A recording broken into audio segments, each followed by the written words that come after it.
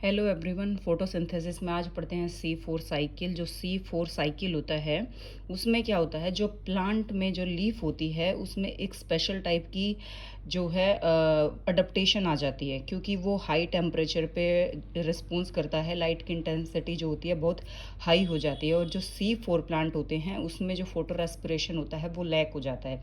तो C3 cycle के बाद जो C4 प्लांट आए, C4 साइकिल आया, उसमें क्या होता है कि C4 साइकिल में ये प्लांट में एक टाइप की अडप्टेशन होती है।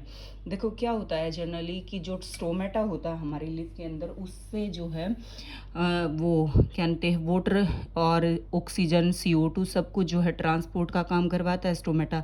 लेकिन तब हाई टेम्परेचर की बात आती है, और तब हाई टेम्परेचर वाले एरिया में उस कंडीशन में जो है स्टोमेटा क्लोज हो जाता है। तो स्टोमेटा क्लोज होता है तो उससे क्या फ़र्क पड़ता है हमारे प्लांट के ऊपर, हम ये बात पढ़ते हैं। देखो हमने पढ़ा था C3 साइकिल। C3 साइकिल में हमने क्या किया था कि हमारे पास रूबिस्को एक एंजाइम था जो कि हमें PGA बनाने में हेल्प करता था। जब ये रूबिस्को CO2 के साथ कंबाइन करता है तो ये PGA बनाता है। और ये रूबिस्को है, इसकी जो दो तरीके की एक्टिविटी होती है, एक होती है कार्बोक्सिलेज और एक होती है ऑक्सीजनेज। ये C4 साइकिल समझने के लिए हमें ये बात याद रखनी पड़ेगी कि एक कार्बोक्सिलेज साइकिल होती है और एक ऑक्सीजनेज होती है। तो कार्बोक्सिलेज तब होती है तब जो ये रूबिस्को है वो CO2 से बाइंड होगा, और ऑक्सीजनेज तब होगी तब ये रूबिस्को जो है वो ऑक्सीजन से बाइंड होगा, ठीक है। और जब रूबिस्को ऑक्सीजन से बाइंड होगा तो उस टाइम पे क्या होगी, हमारी फोटो रेस्पिरेशन होगी। इतना हमें समझ में आ गया कि हमारे पास एक एंजाइम है जिसका नाम है रूबिस्को। और रूबिस्को दो तरीके से काम करता है, एक कार्बोक्सिलेज की तरह है, एक ऑक्सीजनेज की तरह है। तब ये रूबिस्को जो है हमारा CO2 से बाइंड करता है तो इसको बोलते हैं कार्बोक्सीजनेज, और जब ऑक्सीजन से बाइंड करता है तो बोलते हैं ऑक्सीजनेज। लेकिन ऑक्सीजनेज में क्या काम करता है, ये फोटो रेस्पिरेशन का काम करता है। और फोटो रेस्पिरेशन एक ऐसा प्रोसीजर है जो प्लांट के लिए अच्छा नहीं होता।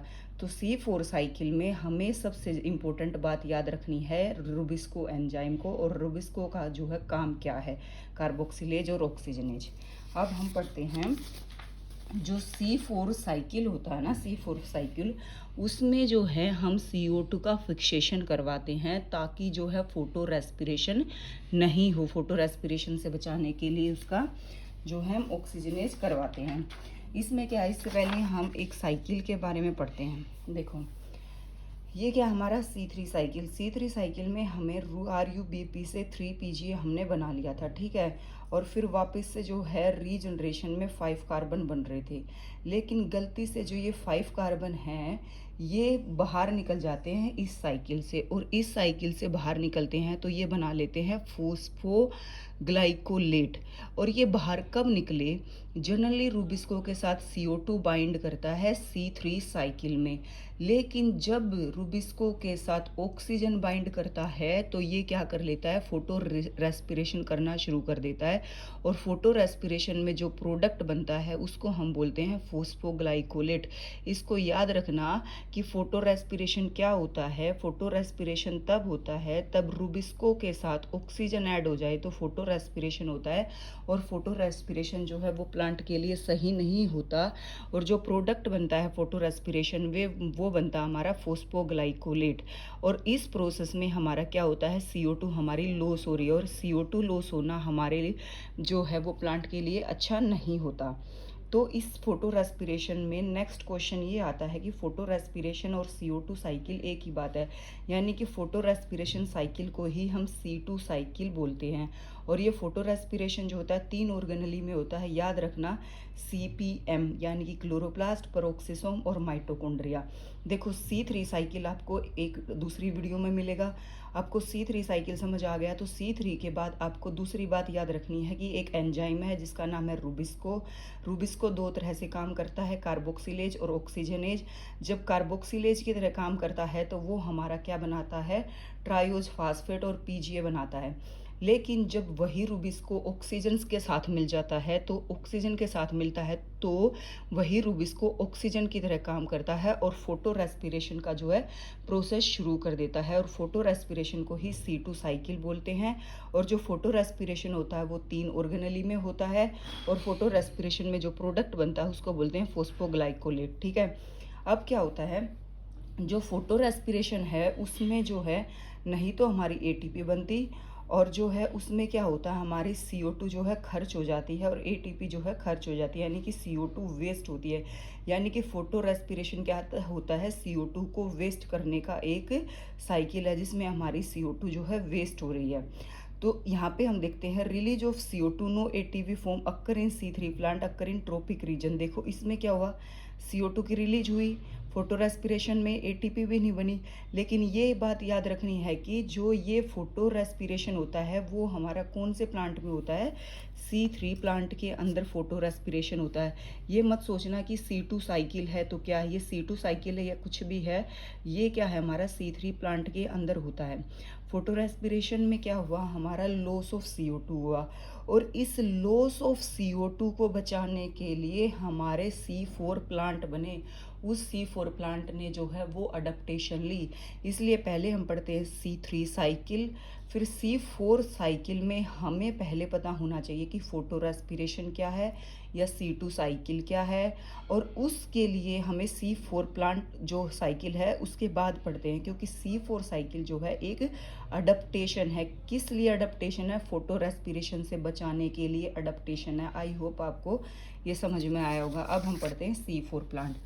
हमें पता चल गया कि C4 प्लांट एक अडेप्टेशन है जो कि फोटो रेस्पिरेशन से बचाने के लिए प्लांट को हेल्प करती है। और फोटो रेस्पिरेशन का हमें पता चल गया कि फोटो रेस्पिरेशन एक ऐसा प्रोसीजर है जिसमें हमारी कार्बन डाइऑक्साइड का लॉस हो रहा है। और फोटो रेस्पिरेशन कब हो रहा है, तब रूबिस्को एंजाइम ऑक्सीजन के साथ बाइंड कर जाता है, तो उसको बोलते हैं फोटो रेस्पिरेशन।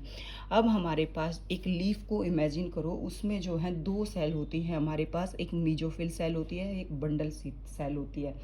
तो यहाँ पे भी क्या होगा, बाहर इन्वायरमेंट से जो है हमारे पास कार्बन डाइऑक्साइड आएगी, और इसमें जो मीजोफिल सेल है उसमें एक प्राइमरी एक्सेप्टर प्रेजेंट होता है जिसको हम बोलते हैं फोस्फोफिनोल पाइरुवेट।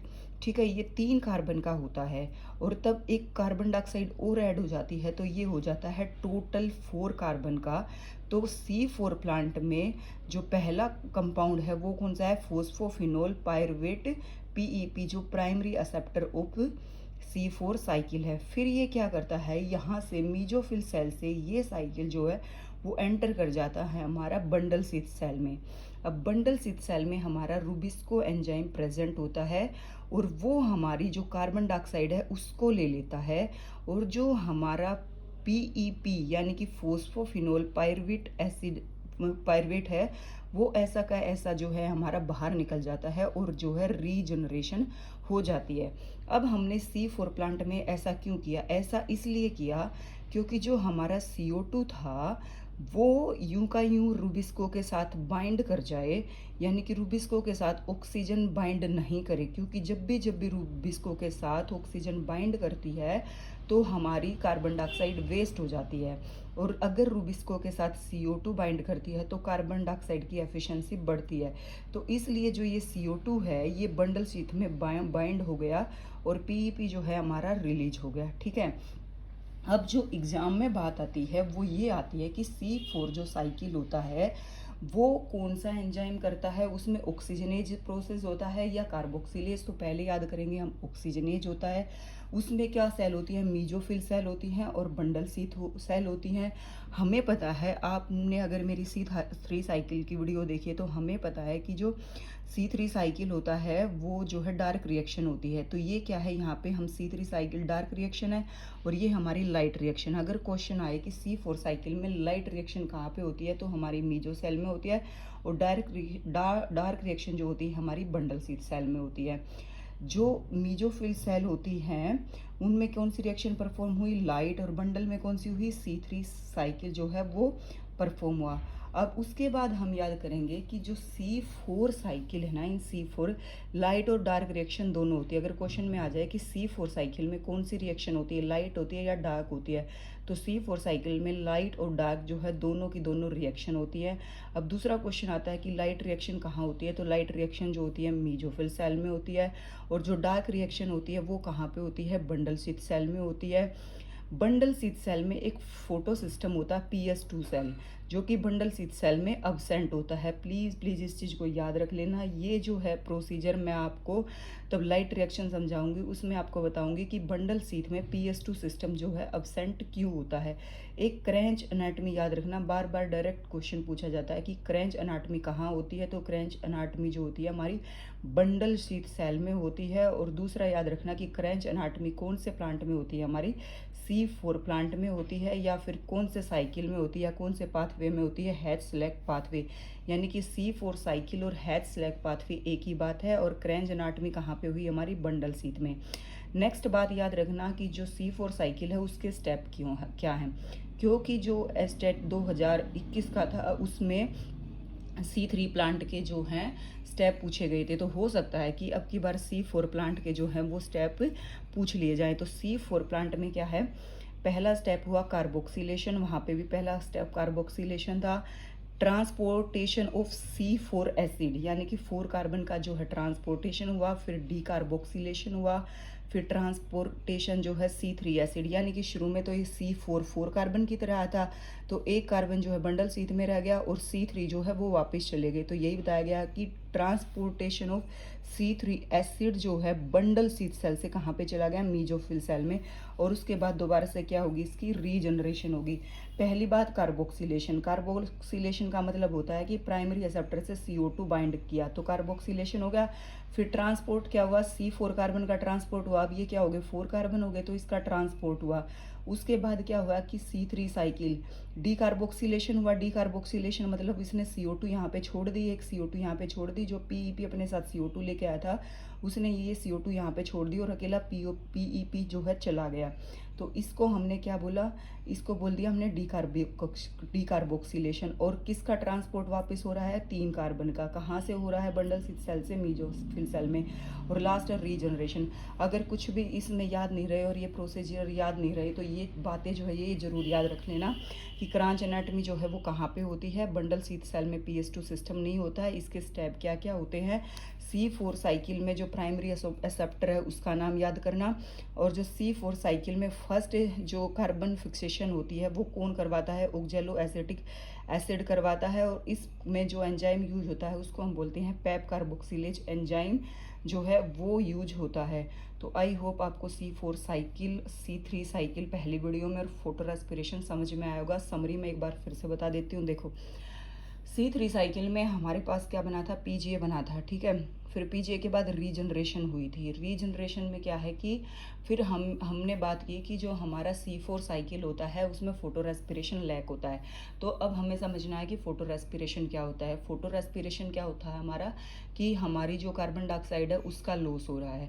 और कार्बन डाइऑक्साइड का लॉस होने का कारण क्या हो रहा है कि हमारे पास एक एंजाइम है जिसका नाम है रुबिस्को, और रुबिस्को जो है 2 तरीके से काम कर रहा है, एक कार्बोक्सिलेज की तरह, एक ऑक्सीजनेज की तरह। जब वो ऑक्सीजनेज की तरह काम करता है तो फोटो रेस्पिरेशन करता है और CO2 का लॉस करता है, और फोटो रेस्पिरेशन को हम C2 साइकिल भी बोलते हैं। और इस CO2 के लॉस को प्रिवेंट करने के लिए एक प्लांट अडेप्ट हुआ जिसको हम बोलते हैं C4 साइकिल। और C4 साइकिल में 2 तरह की लीफ प्रेजेंट होती है, एक मीजोफिल सेल होती है और एक बंडल स्थित सेल होती है। और बंडल स्थित सेल में जो है क्रैंच एनाटमी होती है। आई होप आपको ये C3 C4 साइकिल और फोटो रेस्पिरेशन समझ आएगा। अगर समझ आया है तो प्लीज़ मुझे कमेंट सेक्शन में बताना, नहीं समझ आया तो भी मुझे कमेंट सेक्शन में बताना ताकि मैं दोबारा से आपको समझा दूँ।